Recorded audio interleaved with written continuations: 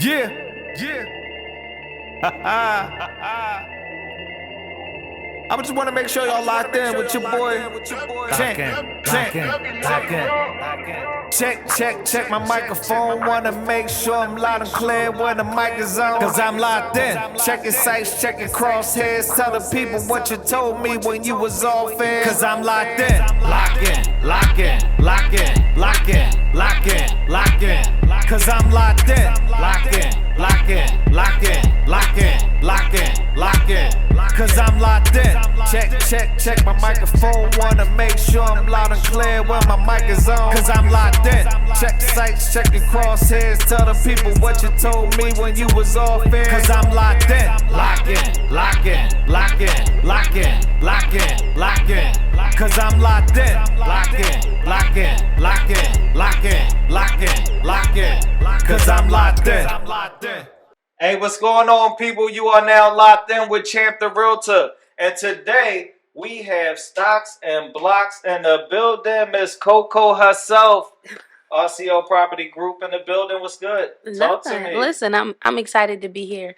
Super duper happy. So first of all, thank you for having me. I know schedules have been crazy, but Yes. we here. So that's all that matters. We locked in. Real rat. You know what I'm saying? Literally. Literally locked in. So, Coco, the stocks and blocks things, everybody think stocks and bonds, but when you say stocks and blocks, it actually means something because, you locked in with that kind of thing. So absolutely. Tell me a little bit about yourself. Where you from? I'm from North Philly. North Philly in the building. You already know. Strawberry Mansion section. Okay, rep your hood. Exactly. It will. I can love our Strawberry Mansion, so I ain't mad at it. You can't be. So, what got you into stocks and bonds? Listen, let me tell you this, right? So 2020, obviously pandemic is here. Yeah. And everybody's running around with the PUA, the SBA, and I'm a teacher. It's free money. Right, but I'm like, I ain't even gonna hold you, and I've said this on my lives, any other podcast that I did. Right. I was jealous. Yeah, that money was formed. I ain't gonna lie, I was scared. And I had a legit LLC and everything. That's what I'm saying. And I was scared to pull the trigger on that. Absolutely. I knew people that have no LLCs. They just made it up like Wednesday. And they went and got like 20 grand, 18 grand. Rex. Yo. And I'm sitting here teaching online, just like something gotta give, And so for me, like you, my business was legit. Yeah, so I'm like, okay, cool, but I always felt like I would be the one that somebody or the government make an example out of me, and I'm like, I can't do that. So for real, and I've heard somebody say this, or maybe on Twitter or something, like a lot of success comes out of like heartbreak and anger and frustration and all of that trauma. So I'm just sitting there like, this just can't be it. Everybody out here getting this free money. So I had already had a Robinhood account. Okay. And I was like, I never, to this day, I don't watch people's stories on Instagram. Right. I don't know why. Watch my story, ladies and gentlemen. Don't believe that. Don't believe the hype, boy. Where's the head? Because that's cat. So, anyway, so I get on Instagram. I see one of my girlfriends on in her story talking about she just made $1,000 or something like that. Right. And I'm like, all of these stock gurus and crypto this and Forex that, like, I'm just not the person that jump on a bandwagon. Exactly. So when I seen that, I'm like, no, that's my real friend. Like, let me go hit her up. Like, what is this about? When it was the Forex and all that, everybody was saying, yeah, I'm getting this, I'm getting that. Yeah. And a lot of people was lying. So being as though you seen somebody that you knew, that you had rapport with, that you knew they was like solidified. For sure. So I asked, and I'm like, what is this? And she was like, oh, this is options trading. And she was trying to explain a little bit to me, whatever, but she's not an educator, So I'm like, all right, cool, and everybody can't necessarily like teach to the level in which you need it. Right. So once she said options trading, I'm like, she ain't had to say nothing else. I didn't know nothing about options. I started doing my own research, and I'm already a teacher, so I'm like, ain't no way I can't get this. Right. And I literally started running it up on the stock market. And when I got it, I was like, damn, like the very first deal I made, I put $69 in a Roth in a Ross option with Ross. Okay. Ross was the store that took forever to open. When it came down, it was like the last retail store during the pandemic that opened. Okay. So I was like, I mean, at this point, I was gambling. I didn't really know. I just know that I know people who love Ross. Yeah. So let me put this $69 in. I'm like, $69. Like, it is what it is. Kill you, yeah, absolutely. But that 69 turned in like 983. Real quick. Talk to me. And I was like, I couldn't believe it. I was like, wait, this can't be real. This ain't for me. You mean to tell me I'm walking away with over a stack? Yeah. I paid 69 to walk away with 983 plus my initial investment of the 69. Like, this is crazy. Yeah. And after that, I just was like, all right, cool. So, but again, I still didn't really, at that point, there's a difference between an investor and a gambler. Okay. So at that point, I knew nothing. I'm very risky. You gamble, you take I was risks. yeah. I was gambling. I ain't know nothing. Man, I had that money. I put it into this Chinese company that I love and will never not invest in that company, but it wasn't the right time to put it in when I did. Right. Or I should have been placing a put, not a call. Okay. But when I did that, I lost $500, like in no time. And I was like, that's when I took it serious. So now I gotta be. I was like, oh yeah. I gotta lock in. For sure. I gotta figure out exactly what I'm not just playing around. Exactly. How do I walk away? And any profit is profit. But I want to make sure that I'm really doubling, tripling, and flipping my money. And I do understand that, the stock market is a long-term game. A lot of people think it's a get rich quick, and it ain't that. It's not. Shit, I ain't gonna lie. I be looking at my IRA every day just. And we going up and down. Listen, keep going though. Like I'm telling you, I tell people now. I mean, during the pandemic, I mean, obviously we're still in the pandemic, but not really. Yeah. Life is like back to regular. Is it a pandemic or is it a pandemic? Oh, we ain't gonna get in that. I mean, because I could take it there, but so when that first happened, the stocks, the market was down, what have you. And one thing I will say that I really enjoyed, like seeing people that look like me come from the same place that I come from, like in it, regardless if they were legit gambling or if they were investing. I'm like, damn, like I ain't never seen that before. It's like, we in here. We're all right. Like I never cared or thought twice about the stock market because I never seen anybody that looked like me. Right. In it. Like I honestly thought stocks was for white men. Yeah. Well, the crazy thing is, you met my brother, KR. Yes. Shout out to KR. That's where he got his start. See? Wall Street. Yeah. So that's the only link that I had to stocks. I didn't know what the hell they was doing. All I seen was, Wolf of Wall Street, dude screaming, ah! That's what I thought it was. I know regular people could get into it. Absolutely. I thought it was just a bunch of dudes screaming at a motherfucking loudspeaker. But yeah. Watching charts and green and red and arrows and all that, yeah. Yeah, somebody tried to get me into that shit. I was like, nah, my ADHD can't handle it. That's the thing. See, I feel like that's, everybody teach different, right, and everybody learn different too, right? Absolutely. Like I'm the visual learner, but when I first learned the market, I couldn't start with those charts and all of that. Like that was an intimidation factor. I made $90,000 without knowing how to read charts. I just know trends, so you can know a trend without reading a chart, right? Absolutely. Like if you're reading a chart, it just depends on what you're looking for within that chart, right? So for me, I'm like, instead of looking for what's going to happen in the next, I don't know, not necessarily week, but a day.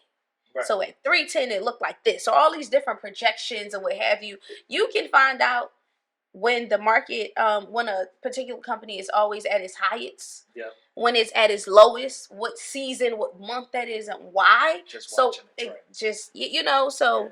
I mean, once I learned that, I was able to teach other people how to navigate that. And then when they were ready to go ahead and learn charts and graphs and all of that, then that's something that we talk about, at another time. But it's not something, and I don't care what investors say this, every single person, I don't care who you are, you're going to lose.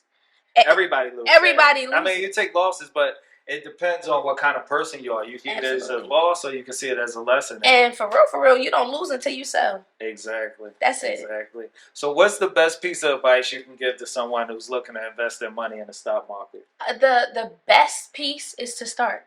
And when I say start, I legit mean you don't necessarily have to know anything, but you are a consumer. Currently, you are a consumer. If you're not investing in the stock market, you're a consumer. Yeah. One thing that consumers do, they just buy, and investors So money's buy. always out. Yeah, Absolutely, nothing's right? coming back in. Consumers don't receive anything. Yeah. If you know, use Dove or you use a certain makeup or whatever it is, like there's things that people are tied to and connected to, and they will only use that product.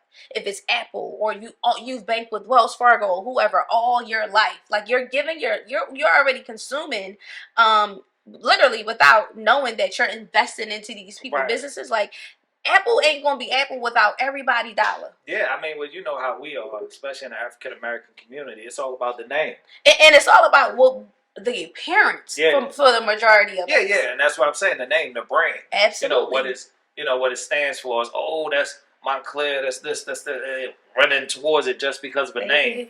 Which is, me, I'm total opposite. Right, so. Right. Same. Listen, I my favorite quote: "Wealth whispers, poverty screams." I know that's right. Yeah. So what do you think about the future of the stock market with the rise in inflation?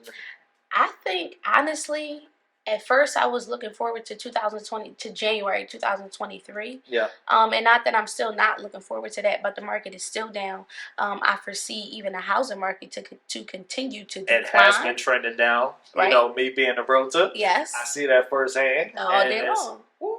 It's bugging me. Right. And it depends on who you ask. Right? So what they would have went for 3 months ago, they're not going for that anymore. And they not. So I feel like right now, when I think about, I'm trying to think, what's something that's like really expensive? All right, people talk about, I don't know, Chanel bags. Right. You can get a Chanel bag for $5,000-$6,000. Right now, a Chanel bag might be $100 on the stock market. That's crazy. Like, just a comparison. So Google is typically 3,000 and up, right? So Google did their stock split, which is great. It gives people the opportunity to jump in. Now you got Google at $90, $94, $98. I haven't seen it less than about $94, $95. But again, I also understand the market and I understand long term. Right. So if I'm thinking about long term instead of quick. Right. Yeah. But do you not understand like what's about to happen? Like people in 2020 was saying, "Oh, the market is at its lowest. It's at its lowest," and then it dropped even lower. Yeah. To like the new low where it is now. It's up. I feel like it's so much free money out there. Like wealth is on sale right now. That's how I look at it. Absolutely. Like if you really try to get rich, you need to get that money. Even with the stock market and real estate as well, there are ebbs and flows. It's going to be ups and downs. Yep. It's never going to be, we're going up, we're going to stay up. It's going to come back down eventually. Absolutely. Like, it's the way of the world. Even with the interest rates right now, people are losing their minds. Oh my God, these interest rates, 6-7%. I can't buy a house right now. It's like, why not? Yeah, no, real red. Why like not? You got a credit card and the interest rate is 24%. Girl, sit down. Exactly. And then, you could buy the house now at this 7% rate. Everybody thought, because during the pandemic, the interest rates was down to 2%, which is historical lows, which is so abnormal. It's ridiculous. Like, they thinking that 6-7% is crazy. When no, it's kind of the norm. Right. Back in the 80s, they was paying damn near 20% interest on a home. Listen. You know what I'm saying? Even though the prices was low. Right. But still, they was crazy interest rates. Like 6-7%. This was the numbers before the crash in 2009. Absolutely. So it's not like it's this crazy, unforeseen. We seen this before. We've been here. Right. And, when the market go back down, like, refinance. But if you never get you got a strategy. You're never gonna do it. Exactly, right? So like and this is another thing that I don't necessarily like about, and I'm not gonna necessarily say our people, but everything that I do is for our people. Absolutely. Right? So when I say we, I never want people to think that I'm better or I'm excluding myself or what have you. Right. But we tend to be so afraid to take the risk that it's like, nah, I'm gonna wait, and then it never happens, or you keep waiting, and it's like, damn, you lost. The paralysis by analysis. Literally. Unfortunately, I have a lot of friends that's like that. Not to put it out there, but I got one friend. She called me up, and it was like 2019. When I first got my real estate license. And she was like, Champ, I want to invest in real estate.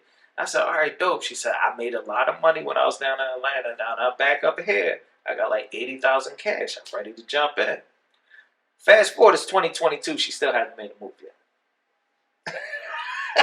Sis, if you out there listening, when I first started investing, when I first got my first house, and that was my just home I bought in 2017. That house either went for 86 or 89,000. My closing cost was like 7,000. Right. I did a 203K loan. I told my realtor at the time, I'm like, listen, I don't want to pay over $800 for a mortgage. Right. And she was like, okay, cool, that's feasible. I ain't know nothing. I was just like, damn, okay, cool. Again, I never had $80,000 cash, even when I got my very first. It don't take it. It don't. Even when I got my very first investment property in Baltimore, I paid $4,500 for that. Right. Like, I started building my business credit and all that. I'm saying all this to say is that by the time I got $80,000 cash, I owned the block.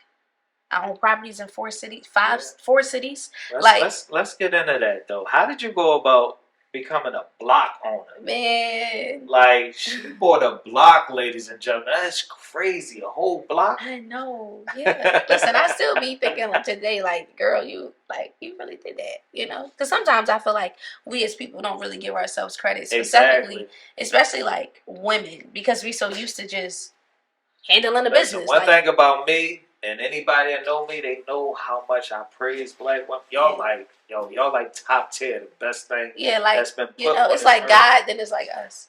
It's like y'all, then it's like God. Oh, go ahead. No. It's God, ain't me. So you said, how did I buy it, or how does it feel? How did you go about it? All right, so this is how I went about it. Opportunity came to you. I jumped into the Baltimore market in 2019. Okay. I worked in education for a little over 6 years. I taught for a little over 5 years high school in Philly.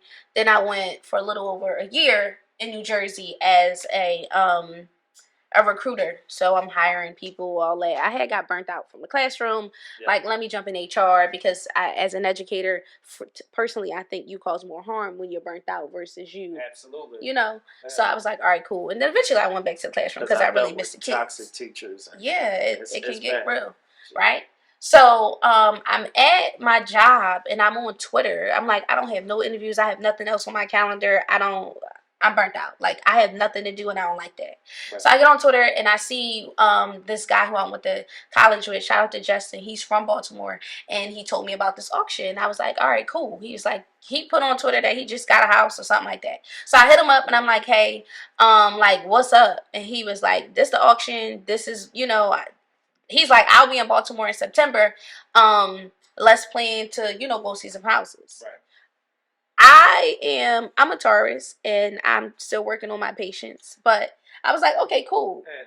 But once he said the name, I just was like, not a problem. I started looking up. I'm at work. I started bidding on 3 houses. I know nothing about this auction. I know nothing about the houses. Only thing I knew about Baltimore was crabs, the Black and Wax Museum, and the harbor. Yeah, that is it. That is all. Like, I don't know nothing else about it. So that's 2019. They got a dope aquarium too. Yeah, but at this time I don't know nothing. Right. The Wire. That's it. So I'm like, all right. So I get my first crib in 2019 for $4,500. Then I start buying more. 2020 come. And I was supposed to speak with this realtor about a house that was on the market, and I had never dealt with a realtor outside of Philly anyway. Okay. Yeah. So I get in contact with this realtor. He's telling me whatever. I'm like, all right, so cool. In my mind, I'm about to put in the bid for this crib. Right. So I reach out to him. This is the day we supposed to talk and meet, so I can go ahead and do that. And he reached out and was like, the property's under contract. And I was like, what? And at this point, I had been addicted to the auction. So I was like, I don't want to go on there. I don't want to go on there. But I remember this like yesterday, April 16th. So I get on the auction and I'm just scrolling. I'm in my mind, don't buy nothing, don't buy nothing, don't buy nothing, don't buy nothing. I come across this block and it says $15,000. Wow. And I'm like, that's bullshit, right? Yeah. I'm like, nah, like, all of the properties that I had bought so far, I bought from this auction. So I'm like, this is crazy. And nobody's bidding on this. So I placed my bid. I'm like, you was just about to spend something else for just one house. Like, what? So I'm like, all right, place the bid. I win the bid. And then they call me. The same process. So they call me. I'm like, hello? So they like, yeah, you almost. And I'm like, oh. Almost like ain't nobody bidding against what you mean. Right. So depending on the auction, they might say that it have a reserve or not. So every time a property is up there, at the end of the day, they have a goal. Everybody have a goal. They going to bait you in at the $15,000 price and might really want 20, 30, 40, 50. Yeah. For real, for real. So at this point, this is when I learned that I can negotiate. So I'm like, no, what you mean? He's like, the seller really wants 25,000. I'm like, well, it was only for 15. They like, well, it's a reserve, whatever. Long story short, I told him no. He come back. I said, listen, I can do 20. And he was like, so. And I was like, I called my realtor. Stocks and blocks, baby. Literally, like I was like, oh my God. And the crazy part about it, I'm glad you said that, stocks and blocks, because at this time, like, I'm still locked in on, I'm really locked in on the stock market. Absolutely. And when people talk about, oh, when you sell or when you cash out, you got to pay this and taxes, blah, blah, blah. And there's ways to go around to get around those things. I'm not saying you're coming out paying absolutely nothing, but, assets by assets. Absolutely. So if I'm cashing out from $20,000 from the stock market to buy this crib, I'm not paying the same taxes that a regular person would pay who's just cashing out just to put it in a, account. Exactly. So that's my motto. Like, I put my money in the market, cash out, buy my crib. Put my money in the market, cash out, buy vending machine. Yeah. So how's the vending machine business? The vending machine business is good. It's going really, really good. Again, I don't have. I'm that risk taker because I don't say you all over. When I tell you all. I got stocks, I got blocks, I got vending machines. Listen, whatever you name it, right? So for me, it's like I grew up. This is what it is for. I grew up poor, right? Like my mom was on drugs, my dad was on drugs. My mom got 2 kids, my dad, including myself. My dad has 5, including me. And I remember growing up and just experiencing all the things, poverty. Yeah, that's it. Absolutely. So for me, I'm like, damn, everybody around me is doing the same exact thing. Like, it has to be. You gotta be doing something. You gotta find a way to do right. Like, it gotta be another way. It's just, there's no way that this is life for everybody. And so I'm that person where I don't have to have it all figured out. Black women don't need A through Z in order to make the move to get the B. Like, we just don't. And for those of us who are more riskier than the others, we just get up and go. And I think a lot of the things that I have or the things that I've done, they all come from trauma. It's a result of that, right? So yeah, because it's basically like in our culture, being as though we grew up in poverty, we had to make things work. Yeah. So you might have that peanut butter with no jelly. So you had a peanut butter sandwich. You had no meat. You had a mayo, which we call a wish sandwich. Or you ain't had nothing. Right. So you did what you had to do. You took what you had and you made the best of it. Life give you lemons, you make lemonade. Life give you shit, you make shit. Or lemon drop. Sell it to somebody and tell her it's chicken. Nah.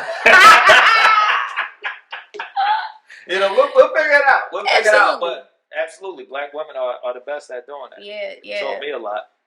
Listen.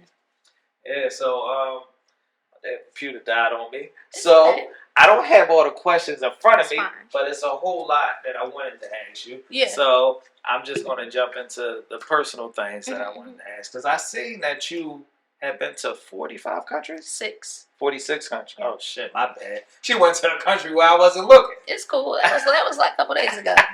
I'm back and I'm better. Must be nice. Unfortunately, I got 72 kids. I just can't pick up and leave like that. Yeah, see. So, what got you into traveling? Because, basically we talked about poverty. Yep. And for me personally, I never traveled as a kid. So when I became an adult, I'm like, yo, I'm out. I got to do it. Yeah, I got to go check. And so that's the thing, right? As a kid, I'm sitting there, I'm from 32nd and Diamond. And I'm like, bro, my wildest dream at 15 was to go to Disney World. And it's not what it's cracked up to be. Right? Like, wildest dream at 15 to go to Disney World. Obviously, I've been to Disney World, but I've never seen anything else, beyond that. Like, you got to understand this. When you are in whatever community you're in and you're not exposed to different things, like, I was only exposed to the outside world through textbook. Yes. And school was my way of out, right? So, like, and anybody who know me know, I was super duper active in school, always on student government, always doing whatever it is. Like, I ran my schools, legit. You was a geek. Yeah, I mean, we'll call it whatever you want, right? It's not a bad thing. No, no. Listen. I was, and you know how people say like, straight A and 3 students. You know? I was smart. I was just bad. So you know how people say like, oh, she was a principal's pet. I mean, I'm sorry, a teacher's pet or whatever. Me and my principal was like this. Like my principal would get on the loudspeaker and be like, "Little Miss Coco, please report to the main office." That's crazy you say that because I called my principal C-Dot. Her name was Catherine Blunt. Yeah. And she used to call me WWW. Aww. So when I graduated, you know how the principal goes up and they call everybody by their names. Yeah. And she go, WWW. And all the parents like, who the hell is she talking about? My little silly ass stand up. Exactly. But yeah, that was a little connection we had. Because like anytime I got in trouble, I remember this. I remember this one time we was in computer class and we had a substitute teacher and I told him my name was Rob. So he was upset. Rob would not stop talking. Rob walking around. Rob a wild boy, right? So he called the principal. Principal came to our class. He was like, Miss Blunt, Rob is out of control. Rob is talking to all the girls. Rob's walking around all day ignoring my orders and da-da-da. And she is cracking up the whole time. He's like, this is not funny. Why? Right. She's like, cause his name ain't Rob. First of all, come on, WWW. But get back to it. I'm sorry. Yeah, no, you good. So I mean, it was a good thing for me, if anything. I don't know, and I never nobody ever bullied me or something because of my connection to the principal or whoever it was. Right. So again, I stayed in school and I was very active because I didn't want to come home and deal with my reality. Mm-hmm. So if I'm at school till I'm doing whatever I'm doing till 7 o'clock, by the time I get home, I probably already ate at school. Nighttime. Right? It's almost nighttime. If I had, depending on, I had a computer. We was on MySpace, all that, whatever. MySpace is lit. Right? You need to bring MySpace back. No, real rap. Real rap, because I want to have my top 8. You know what I'm saying? I want to show. Well, you got a lot. So. I got a lot first. You probably need a 16. I put my personal music on there. That's a good choice. Some drop downs. Yeah, I like that. Bring back. MySpace back. Please, Tom. Please. We did Tom dirty though. Right. He ain't gonna bring it back. I mean, but look, it's the world, right? Welcome to reality. So, I mean, just that experience in general, I was like, I can't, so to be reading about Egypt and the pyramids and the Great Wall of China, and I'm like, oh my God. But I was so when you are not exposed, it limits how you even dream. Thinking, yeah. How you think. I would have never imagined me being a property owner, let alone a block owner. You know how people be like, oh my God, when I was young, I dreamed about. No, I dreamed about going to Disney World. Right. I dreamed about being a lawyer so I can save all the drug dealers and come back from, save all the people from my hood. That's the crazy thing about me when you talk about exposure is my children had been to at least 3 different countries each. Yeah, besides the babies. They just got their passports and the new one. Obviously, she ain't got a passport yet.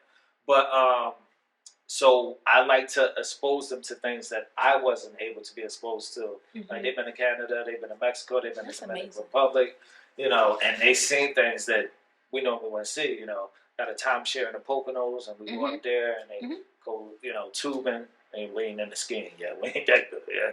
Listen, I went skiing, man. I bust my ankles. I ain't doing that no more.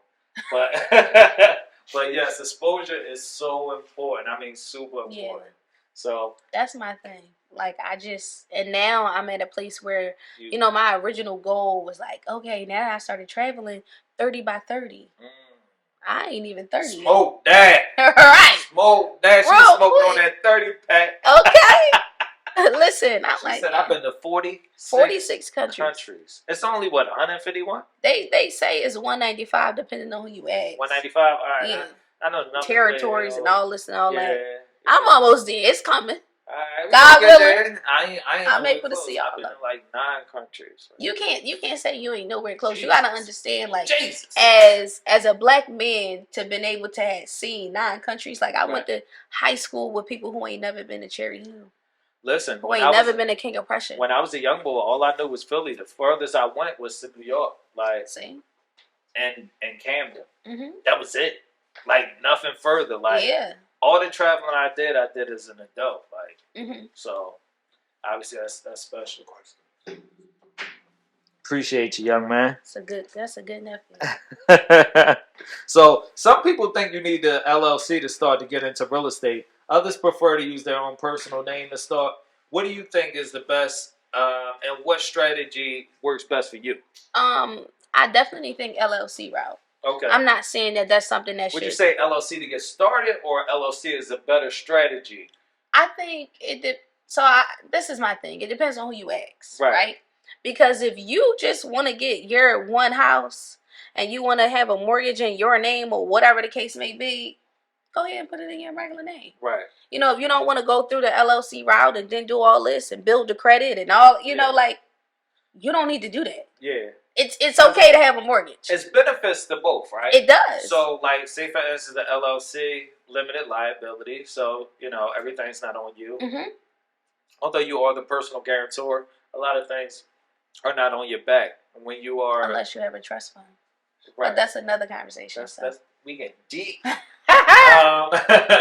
But yeah, so like, but you do have to put that 15, 20, or 25% down. Whereas though, if you put it in your personal name, now you have the opportunity to use an FHA loan. Mm-hmm. You can get from 1 to 4 units for only 3.5% down. Right. So a lot of people don't have that 15 to 20% to just jump into the game. So that's why I say it's different pros and cons for sure to it. So if you don't have that money, to those certain people that ain't got that 80K stash, you know what I'm saying? Right. And you only got 8K stash, you can get a 4 unit, live in 1 unit, rent out the rest, stack that bread, and then go and do the process again to where as though you can have that 20% down. Absolutely. And you can get that next unit. Or hold up.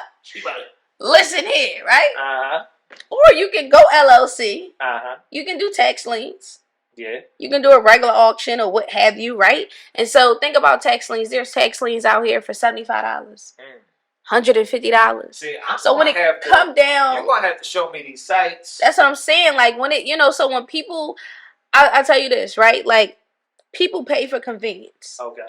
And what you don't know will cost you. Absolutely. So if I could get a tax lien for $150, the worst that can happen, which I think for tax liens, there is no worse, right? You either walk away with a crib or you walk away with your investment plus interest. And so let me break this down in like 2 seconds. Yeah. Depending on whatever state you invest in, everybody and during the time of the year has a redemption period. Okay. Cool. So let's say you get this tax lien auction and you get it in March. In Indiana, if you do the tax lien auction in March, I think the redemption period is only 90 days. It's 3 months. Wow. So in 90 days, this person, 12 months, right? I think so. Yeah. This person and whoever, and it don't matter. You could be, you don't have to be a United States citizen either. So you go ahead and place your bid. If it's for 150, let's say your bid, because it's an auction. Let's say you put down 150 or you put down 180 or whatever it is. You just can't go below the asking price. Absolutely. So you're only waiting 90 days to get your initial investment of the 150 or the 180, and if the person pays back, pays back the tax lien during the redemption period, you walk away with your 150 plus interest. That interest could be anywhere between 10 to 16 or sometimes 18%. So it's not a lose. Right. Or the people ain't got the money and you just paid 150 for a crib. That's crazy. So when we talk about the 15 to 20% and whatever else, closing costs, baby, you already paid that. You good. That was $150. That was some sneaks. That was something to eat. She dropping gems, lady and gentlemen. That was a night at the bar. What? Like. So it depends on who you ask, right? Like, and you only know what you know. So, and how you want to go about it. So what got you into real estate? Like, what was the, I need to get in this game. I came home. I graduated. Got my undergraduate degree at the illustrious Clark Atlanta University. Yes, sir. Okay. I also joined my.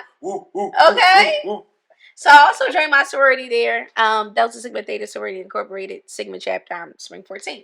So anyway, I came home, graduated 2015, and I'm doing Teach for America. I told TFA, like, listen, if y'all not placing me in Philly, I ain't doing it. You might as well just forget it. My original plan was to go to law school. So I came home, and gentrification is obviously here. Absolutely. I'm like, yo, this is crazy. Like, me and two of my best friends we met in Teach for America, and we got a condo. And the condo was 3-bedroom, 3-bath, and the rent was $2,000. We paid $50 for water, and we was across the street from low income housing. So we paying $2,000, and they across the street where they might be paying, I don't know, $100, $200 maybe, whatever their copay or however their situation is situated. But there's also people who live over there for free. Now, I'm not opposed to living in the trenches at all. It's just it don't make sense. The math don't math. Yeah. Like not for those numbers. How am I? What? Y'all got a whole 3-bedroom crib. Right. And I'm here with roommates, and I'm paying 2 stacks. I was like, something gotta give. And so my realtor, who also is near and dear to my heart, we're like related. Can't nobody tell me that we not family. Okay. She watched me grow up, and she's on Instagram or whatever, and she's like, so shout out to Yaz. She's on there, own what you live in. You can literally, you probably pay more in rent than what you can pay in mortgage. Absolutely. And a better neighborhood. Hello? Like. So I'm sitting there like, oh, I'm scared. Like, what? I don't know. But at this point, nobody in my family owns. Right. So I'm like, it's nobody for me to talk to. Again, I've always been on my own with literally everything that I've done. Right. So I'm like, damn. I reach out to her. I'm like, she ain't gonna steer me wrong. We start looking at houses. We done looked in over 30 houses, got bit by fleas, all that. I'm like, I'm gonna buy in my hood. I'm gonna do this. I'm gonna do that. Da da da da da da. And when she started telling me, I'm like, damn, I only need $7,000 to close. And how much I'm about to be paying? You know how much I was just paying in rent? Listen. Even now, when people are like, all right, I gotta move and I gotta do all these things, I'm like, yo. The rent prices right now is astronomical. You just need to get a mortgage. It's crazy. If I'm paying, people are living in a hood and they pay more than me on my mortgage. Mm-hmm. Yeah, my mortgage is $629. But let me say this, right? My mortgage and I don't really care for. I mean, some people gonna be like, wait, what? Why not the Burr strategy? I want to buy my own properties back, right? So I have a lot of houses, and I owned all of them free and clear except for the one that I had purchased, my very first house in 2017. Yeah. So right now, for 4 properties, I pay $2,036. That's not for 4 houses. That's not bad at all, because people paying that for a 1-bedroom apartment. I know, because I'm a property manager as well. So I knock that stuff out. So I'm the one that's renting it to them for $2,000 for a 1-bedroom apartment, unfortunately. Yeah, so it's crazy because it's like you tapped into everything. When you say you locked in. You got stocks, bonds, locks. You're in the real estate game so heavy, and you do the vending machines. You traveling all around. Where the hell do you find the time? I feel like it's a lot of things. You can do a lot in 24 hours. Yeah, you can. Nobody I know sleeps a full 8 hours. I think that's impossible. I don't know how to sleep. I don't think I slept 8 hours my entire life. When I was younger, I became a dad real young. Mm-hmm. I became a dad. I was 16 years old. And I've been working ever since, whether in the streets or real work. Right. I just been running. So I literally never slept 8 hours. And I don't know how people get the time to do that. But it sounds awesome. Maybe when you're not a parent, you can do it. Or, I don't know. But for me, speaking of being a parent, I got a brand new newborn. I ain't go to sleep till 5 o'clock this morning. I had to wake up at 7:30 because the tenant was calling me, cursing me out. Because the tenant upstairs from them was making noise. And I'm like, what? Literally, no, this is crazy. I gotta tell this story, right? So I just went to sleep at 5 a.m. and it's 7:43 and my phone is bring. It's like 8 straight calls, right? I'm like, who the hell is this? So I answer the phone and the tenant's like, now you know how I feel. Excuse me? So yeah, we never know her lease. You lost your mind. Why would you call me like that? Yeah, see, that's crazy. Now you know how I feel. You wake me up out my sleep. You don't know what I just done with. Well, they woke me up. She said, you know how I feel. I was like, okay, man. Listen, I almost snapped. I ain't gonna lie. Yeah. I almost snapped on her. I mean, you was delirious. You just went to sleep. I had to keep my cool, and I was like, You're right. I'll speak with the other tenant. You know, had to switch code for sure. But dealing with tenants. Are you in that process yet? How's that? Man. I think it's good, and let me tell you why it's good. Right? It's good because she don't deal with 120 tenants that I deal with. Yeah, but go ahead. No, I don't. So I think for me, it's like obviously you can get tenants who are paying. Yes. And my thing is I don't have, so the properties that I had that was rented, there's nobody above them. So it's not, apartment complex or anything or whatever. So if there was an issue, which I'm not a slumlord. So if you tell me it's a leak, when I got one of my houses, that's it. Yeah. I closed on the 25th, May 25th. May 25th at 4 or 5 o'clock. The plumber was in there to fix that leak. There's nothing I can do before I don't, own the property. But other than, I've never really had no like real issues other than like tenants paying late and not wanting to pay their late fees. All right. Yeah, because like for me, we got tenants on top of each other. Yeah. One of our buildings is 24 units. Yeah. 12 units, 12 units, 6 units, 14 units. Like, it's people on top of people. And you know how it is. No, if you ever lived in an apartment complex, you're going to get the noises, you're going to get the smells, you're going to get the people that's the dirty. All of that. Oh, man, them cars, they be driving me crazy. But, it's the life we chose, Right. Real estate is a great investment tool. It's a great way to make money. 90% of millionaires have became millionaires because of real estate. Yes. So, get your money, whatever you do in your 9 to 5, and then you want to invest in the real estate. Absolutely. But, Coco, I want to thank you for joining us today. It was a pleasure. You are amazing. Thank you. I love what you're doing. I love how you are putting this great energy out for the African-American community and letting young women know that they can be great as well. Absolutely. And young men, too. Don't forget the men. Absolutely. Can't forget the men. But, right. you are what you see. So yeah. they see a beautiful black woman doing her thing, and they like, I can do this too. Yes, right. I can. They see me and they like that boy fine as hell. So that's when the guys know that they can do it. You know what I'm saying? So they see Champ, and then they say that we can do it. I ain't mad at it. Absolutely. Somebody gotta lead them. Well, thank you guys for joining us today, and I appreciate you all for staying locked in. You take care. Stay locked in. Thank you.